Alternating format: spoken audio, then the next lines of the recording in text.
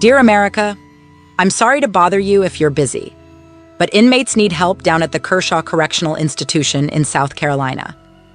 This letter serves as the only voice for these incarcerated men, and I speak not just as a Black woman advocating for Black men, but as a representative of all men at the facility, regardless of race. We are all part of the same race, the human race. So please, feel free to keep listening if you're human. After conquering a groundbreaking civil rights case in 2016, the South Carolina Department of Corrections has received nothing but condemnation and criticism for their ongoing mistreatment of inmates. A brutal uprising in 2018 sparked a nationwide prisoner work strike, leading activists to call upon the United Nations for intervention. Alleged violations of the UN's Mandela Rules, named after our beloved freedom fighter Nelson Mandela, have triggered demands for change, unsealing cell windows, granting access to outdoor activities, and improving nutrition. But as we fast forward to the year 2024, it seems that little has changed within the corrupt South Carolina Department of Corrections. Inmates are still forced to endure torture and inhumane punishments as they fight for basic human rights. According to reports, prisoners in South Carolina are being deprived of sunlight and fresh air, with some only receiving weekly showers at best. Recreational time is practically non-existent in Level 3 prisons, the highest security level in this state, where prison officials welded steel plates over cell windows back in 2017, further restricting any form of natural light or ventilation. Inmates have also reported being served spoiled and contaminated food, drinking contaminated water, and living in mold-infested conditions. Some guards even maliciously withhold clean drinking water from their captives. As a result, the suicide rate among these oppressed individuals has skyrocketed. Just last year alone, it was almost twice as high as the year before.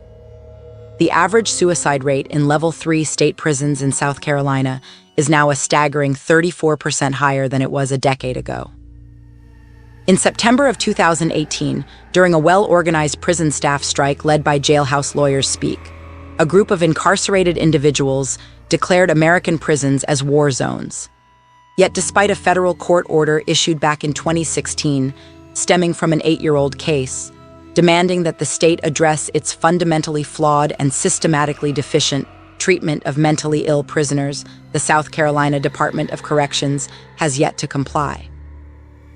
The settlement reached not only included a hefty sum of money, but also required policy changes, such as limiting the use of solitary confinement and providing proper treatment for those with mental illnesses.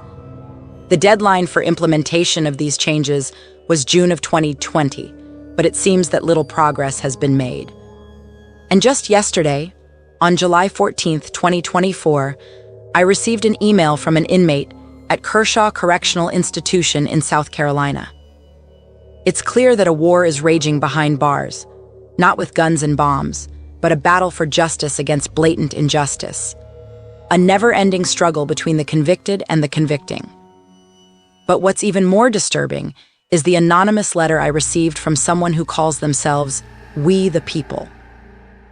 In their message, they expose a grave and despicable injustice taking place within the walls of this prison system.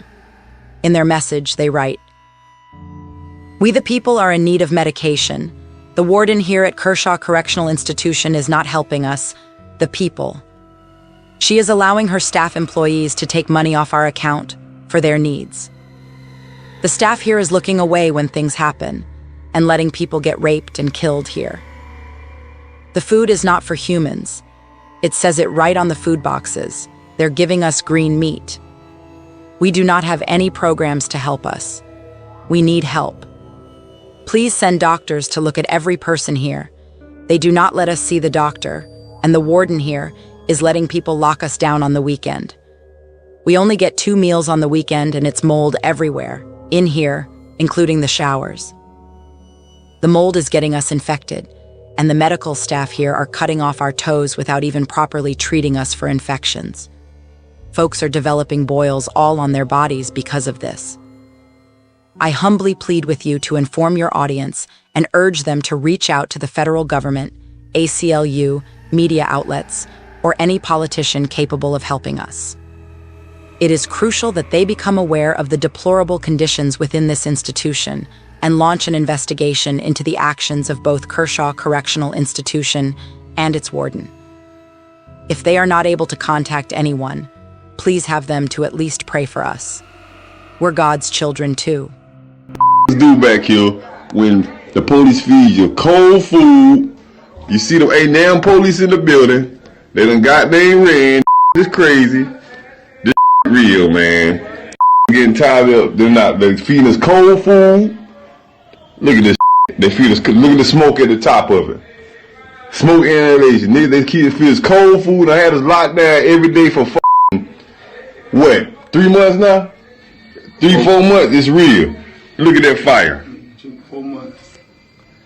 And you see anybody coming down here? They don't care. They'll let a burn back here. They don't get. You see, there's no police. Somebody posted. We can post this on Facebook, can't we? Somebody posted on Facebook. Let these people see what's going on right here at Kershaw, Palmetto Beach Dawn. Goddamn, this is what's going on. Big fires. It's only gonna get bigger. See all the black smoke. And once you get in, look at that. Real. She getting darker. And it's getting darker and darker. This is a prison now. This is a prison. This ain't no goddamn outside. This is a prison. There is no police around. The police walked out wing. They don't give a about what we got going on back here. Man, somebody put shit out there. That's real. And there ain't no movie. Then there ain't no movie. It is real. Thank you for tuning in to No Tears for Black Girls. This series is skillfully crafted by acclaimed writer and producer John Reedberg with the guidance of unapologetic host Samantha Paul. Catch new episodes every Tuesday and Thursday on all major podcast platforms. You can listen anywhere, anytime. And if you truly enjoy our content, please leave a 5-star rating and positive review. Remember to stay loved, stay blessed, and stay safe.